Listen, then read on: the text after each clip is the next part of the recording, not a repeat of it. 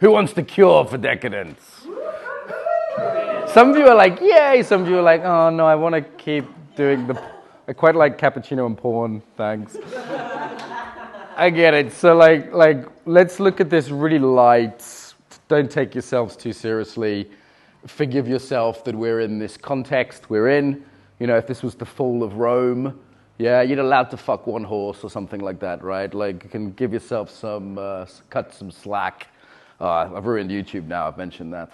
Anyway, so we'll look at some cures for decadence. So just to recap, decadence and civilizations rise and fall. When they fall, they become fragile. They become weak. Disconnection's a key thing.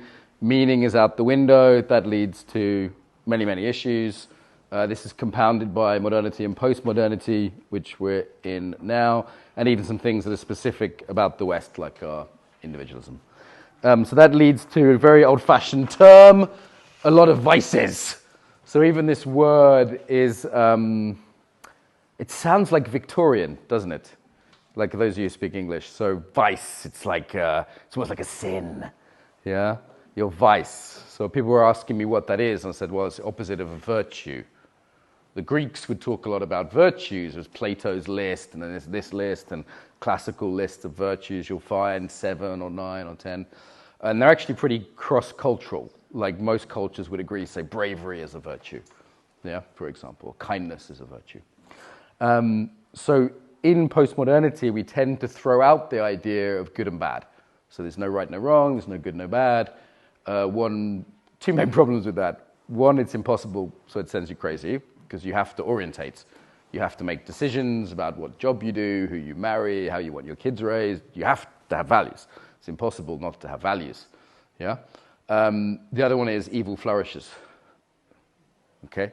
So if you have no virtues, then, well, naturally vices happen. Yeah, and that might sound abstract, but let's say your virtue is, who thinks kindness is a virtue? Just show of hands. Good classic sort of Judeo-Christian, nice one. Okay, so do you want a more or less kind world? Yeah? Or do you want more torture or less torture? Okay, do you want more rape or less rape? Just see what I mean? Like, there's no way out of this, right? Like, it's like, and actually, if we're being honest, you really want less of those things. Yeah, and you want more of the kindness. This is not something which is like, maybe, and some people are into torture, and that's their culture, so that's okay. Fuck that. Yeah, it's like actually be brave enough to make a stand for your values, to live your values. And the big problem the West has when it comes to values is how to develop them. Okay, so the West is very good, like intellectually, that's always been a strength of the West, but not so much in terms of what Asians would call Budo, for example, in Japan, or yoga in India. So Asian culture is very big on this idea of, well, you don't just think your way into a virtue, you practice your way into a virtue. Yeah?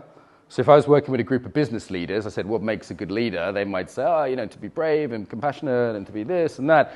But if I would have said to them, okay, how many hours a week do you spend developing those virtues? They'd be like, what? So like either you're naturally talented or you're not or something, right? Well, yeah, talent exists, but if you've, raised children, they have to be trained. They have to be, taught there, play nicely with other children and be kind and, you have to socialize them. Okay, so as adults, we still need that. We still need practice, particularly if we're in a postmodern, decadent context where if you don't pursue values, you will be offered values that are driven by the profit motive. Like, what's Facebook's values? Well, whatever makes the most money. So in the case of Facebook, that might be, whatever sells the most advertising, so it's distraction. It's agitation, right? Because that just might be better for the advertising. Anger. Get everyone annoyed with each other. Get everyone flaming each other so they stay on there to argue all night on Facebook. It's not that there's evil people, but there's a profit motive driving it, not virtues or values driving it. Yeah? Okay, so when you look at this, there's a lot here. It's like, we're decadent, we're all fucked. Most of it's really coming back to disconnection and or nihilism. Yeah, so most of it is like, okay, in a decadent culture, you're disconnected from what? What are you disconnected from? Body. So yourself, So that's why we're practicing embodiment, right? That's the beginning. In a way, it's the easiest one because it's the one you have the most agency over. It's like, right, I can do an embodied practice, yeah? Also each other. So beautiful community the last 4 days, right? Beautiful connection with each other, lots of nice relationships developing, hearts opening, a lot of forgiveness, a lot of empathy. Like, you guys haven't been bitching and arguing with each other for 4 days. Like, we're just in the valley, swimming together. And people naturally are like, hey, you should come visit me, or hey, you're kind of cute. Yeah, or like, hey, let's be friends, Like, this is naturally happening because you're in your body and you're also connecting to nature, right? So that natural connection, that nature connection is part of anti-decadence. And in sort of early parts of a society cycle, that happens naturally because people are farmers, people are, Mongols riding horses around the place or growing crops. That naturally happens. For us, it takes a bit of work. We have to get in a car and go somewhere and, maybe grow some vegetables in your garden, do something that gives that natural connection. So disconnection to self, disconnection to others, community, disconnection to nature, and the big one, disconnection from purpose, right? Disconnection from a set of values because you're not given the values. It's not saying, okay, well, everyone in Mongolia believes in this. Everyone in the Aztec society believes in this. Everyone in Middle Ages and Austria was probably much more Christian. They believe in a certain religion, philosophy. Okay, let's all go do that. We're not really given that, are we? Yeah? And if we are, we're around people who aren't given that. It's a mix. We're mixed up. Okay? So that leads to all these kind of other things. Which is your personal favorite? Let's hear from a few people. Narcissism. Okay, I said this is the Bali special. The Bali special, right? So you see Bali, people taking pictures, selfies, it's kind of part of the environment, yeah? And we can have fun with that, and it's kind of funny, but also there's a cost to that, right? Like, what's the cost of narcissism? Lost connection, right? Right, because if I'm the center of the universe, how on earth can I be connected to others? If it's like me and me and me and me and me. Notice, it's an iPhone. It's not a Wii phone. Yeah? This is part of our culture now. It's not just her. Yeah? Another one? Anyone just feeling lost? Yeah? Oh, lust. Okay. Yeah. Lust. It's always been a virtue to moderate desires. We're one of the few cultures in human history that said, do what you want. There'll be no problems. Now, obviously, we're sort of post-contraception, post-feminism. We are in a different situation than in the past. But trust me, lust will get you will cause problems. Yeah. Now, again, we don't want to go to the extreme. This is Aristotle. One extreme is sex is bad, sex is sinful, you shouldn't be lustful, sex is evil, be ashamed of your genitals. This is another extreme. Yeah? And then the other extreme is, just fuck who you want to fuck, doesn't matter, just, whatever. And for me, I've never seen that end well. Okay? I've never seen that end well. So it's like, is there Aristotelian, is that the word? Kind of point where we go, well, I can be sex positive, but I can be in touch with my body, but actually I might want to be monogamous. I might want to limit my dolphin orgies to once a week. Yeah? Depending on if you're in Berlin or San Francisco or wherever you are.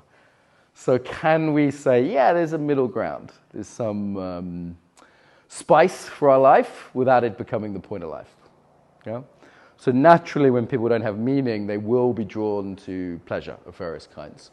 That might be obsession with sex. The Romans had this. Obsession with food. The Romans had that one. Any other sort of hedonistic pleasures you might get obsessed with? What about Game, clothes, gambling. Okay, gambling or clothes. Consumerism. Is anyone's decadence like buying who's got more than 5 pairs of shoes? Okay. Yeah? Sounds relatively harmless, but it's like, what are we worshipping? What are we putting at the center of our life? Is it ourselves? Is it materialism? Is it simply hedonism? If you want to do that experiment, particularly if you're young, be careful because it can kill you, that experiment. Trust me, as a recovered alcoholic, someone who's been sober for some years. But sometimes young people need to do that experiment. They need to go off and go crazy and do those things. Yeah? So I sort of say, if you're like 25, I'm like, don't believe me. Try it. Try it. See if it makes you happy. See if it gives you real satisfaction as opposed to simply some small pleasure that gets diminishing. Yeah. All right, so we all have this in us, some bits more than others, depending on our personality. Like I'm prone to addiction, you might be prone to narcissism, you might be prone to cynicism. We have different aspects. And even, like as I said, there is potentially a good side to this. So, narcissism in some small way might be like self-confidence or self-esteem, right? A little bit of cynicism is skepticism. That could be quite healthy. We're not joining a cult, right? We're not believing any old bullshit. A little bit of laziness could be just taking it easy, right? Like enjoying life, being a bit more Mediterranean. Yeah? Yeah. So, there's potentially positive sides, but taken too far, not so helpful. So what are the solutions? I mean, this is what we've been doing all week. So most of the solutions come down to self-connection, i.e. embodiment, co-regulation or connection with others. So like building relationships, wholesome relationships with people who have aligned values. Yeah, because that's not given. We're not given a tribe of people necessarily. So in a modern context, we may have to create that. Like it's some work, there are big decisions like where do you live? Like I moved towns to a more wholesome town, for example. But it's also a certain amount of work to build those kind of relationships. Yeah? Nature connection, again, a certain amount of work, a certain amount of effort, there are big decisions like moving to the countryside, but there are smaller things like just choosing to grow some plants, right? Like anyone grow tomatoes or some small thing like this, right? Just kind of keeps your hands in the ground, you know what I mean? Keeps your hands in the earth, yeah? So nature connection, a big one, how do we connect to meaning? Because we have to do this for ourselves. And this is confusing, but in some ways it's good news. Like my granddad was a fisherman. He was from an Irish fisherman family, right? His dad was probably a fisherman. His dad was probably a fisherman before him. There's not much choice. It's like, hey, what do you want to be when you grow up? A fisherman or a fisherman? Right? That's it. So we do have this wonderful freedom. We have this wonderful choice. We can make our tribes that aren't necessarily, ethnic or religious. It can be more based around values. It just takes a bit more work. Yeah, the same with finding purpose. And these are all mutually supportive. So if I want to find purpose, being tuned into my body will really help. Yeah, because your body is your radar. Like what lights you up? What turns you on? What do you feel good doing? What do you got energy for? That's the body. Also, community helps, right? Like when I started doing the decadence work, people who cared about me were like, do more of that. Or they'd say, hey, Mark, it seems like that really lights you up. Yeah? Or they'd encourage me, right? Like your friends are the people who encourage you when you're doing something that's good for you in the world, right? They're the one, come on, you can do it. I'm like, no, I'm not sure, and it's something different. Maybe I can't make any money. And they're like, come on, all right? So we shouldn't see these things as independent. Like, I don't know about you, but being in nature the last 4 days, we've taken some trips out. Again, that connects me to meaning. When you've been in nature all day off your phone and you go, what really matters to me? Yeah, there's some sense of like, what am I doing? Wasting my time with X, some decadent bullshit. I should really make that phone call when I get home. Anyone have a little bit of nature insight? Were you gifted with a reconnection to values from nature? Yeah. Or even just turning off your phone for a few hours can do that. You don't have to go on an epic journey. So in terms of antidotes, anti-fragility is often a part of it. So what do I mean by that? Developing strength, but holistic strength. The ability to self-regulate. This is where we do things that are difficult. You meditate, you take the cold showers, you lift the weights, you do the martial arts. You do things that are difficult because ease will kill you.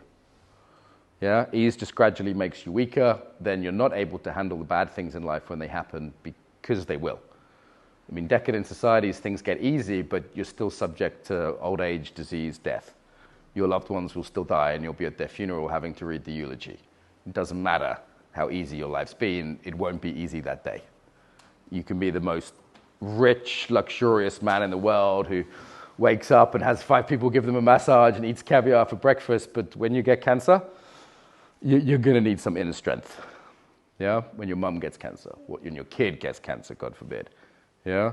Like that's going to hit you rich or poor. That's going to hit you wherever you are. So if we've had an easy life, we're getting weaker and weaker and weaker, and then when suffering hits, we can't cope. Yeah? So this is the problem of ease, the disease of ease. So what do we do about that? Well, don't abuse yourself. That doesn't help. You don't want to try and give yourself an awful life, but making your life have elements of difficulty in it so you can grow strength, not just physically, but also mentally, emotionally, spiritually. Building strong networks is the other part of it. All right.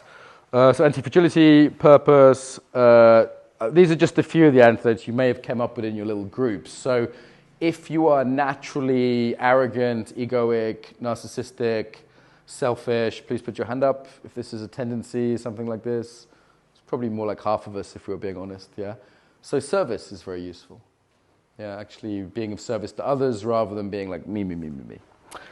Who's naturally addictive? Who's excessive?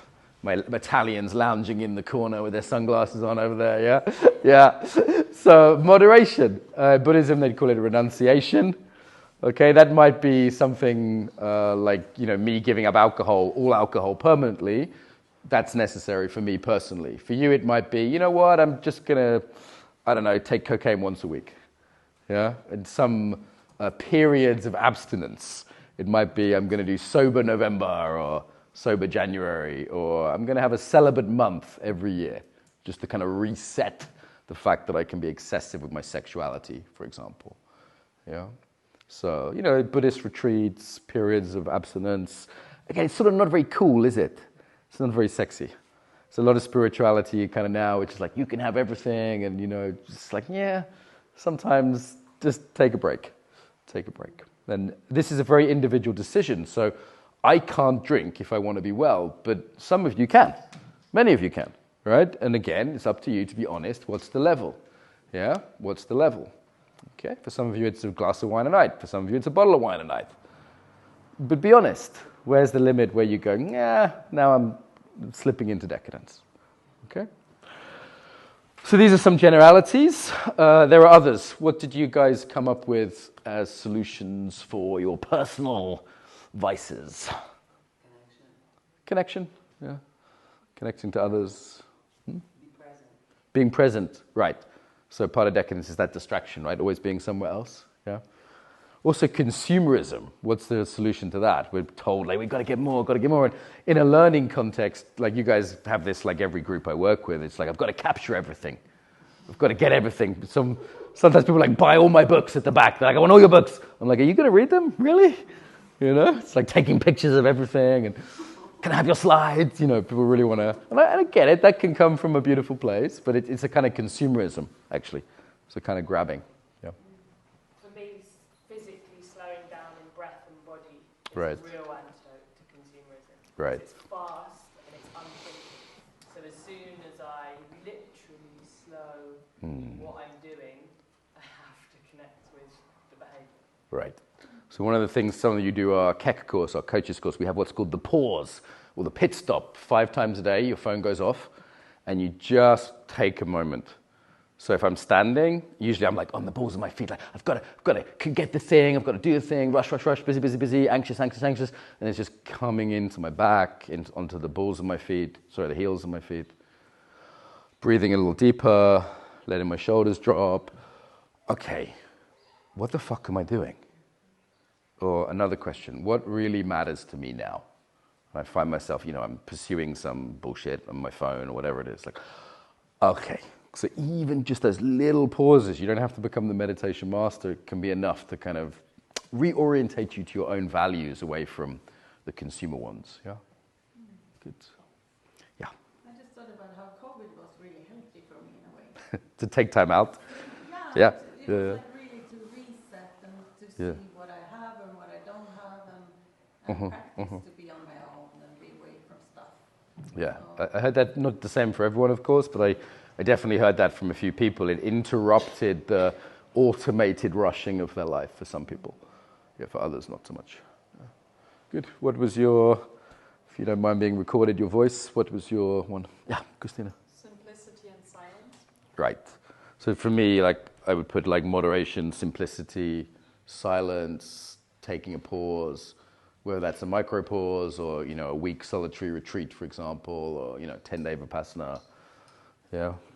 Some people have Shabbat, like Sunday. We're on Sunday today. A lot of the shops are closed. It's really healthy, right? When I was a kid, that was normal. It was illegal to open shops on a Sunday in England. Yeah, now every shop is open. But something quite healthy, you know, like Jewish friends, they take the day, right, to put down the technology. It's very sane, actually, very sane. Or Ramadan, there's another traditional one. You take a month where you don't eat so much. And actually, a lot of my Muslim friends, they fucking eat loads in the evening. It's going to miss the point. But the intention's beautiful, right? The intention. Also, there's some emotional aspect to that. Like you have to forgive people you have arguments with in Ramadan. There's some beautiful intention, even if it's not always embodied. Yeah. So what religion did very well, I would say, is ritual and cycles, right? Like getting married or cycles throughout the year. And modern spirituality has some great practices, some great freedom, some great ways to change your state, like psychedelics, but it doesn't do rituals very well, and it doesn't do cycles very well. It doesn't do community very well either. Like, how many yoga studios are a place where you could get married? How many yoga studios are a genuinely supportive spiritual community? It's more like I come, I put my mat out, fuck you over there, I do my yoga on my mat, me, it's about me, looking in the mirror, I'm looking good, okay? And then I go home, having had my unit of spirituality. Does it make sense? Not all studios are like that, but is it fair to say that's pretty typical? You know? Okay. So, again, don't give yourself a hard time. We're all in this mess. We're all in this crazy situation. It's the fall of Rome. It's the, you know, this kind of decadent times we're in. But before you go from this 4-day retreat, we've had a nice time connecting to ourselves, to each other, to nature, to meaning. Like, what do you want to take with you? Okay? So potentially there's an insight. Like, if you can get it down to a sentence, that's great. Yeah, you've been listening to nature, you've been listening to yourself, maybe getting feedback from others, maybe there's an insight. More important even than an insight, however, is a practice. So what's some practice you want to keep doing? Yeah, what's some practice you want to keep doing? You could also get some accountability in this.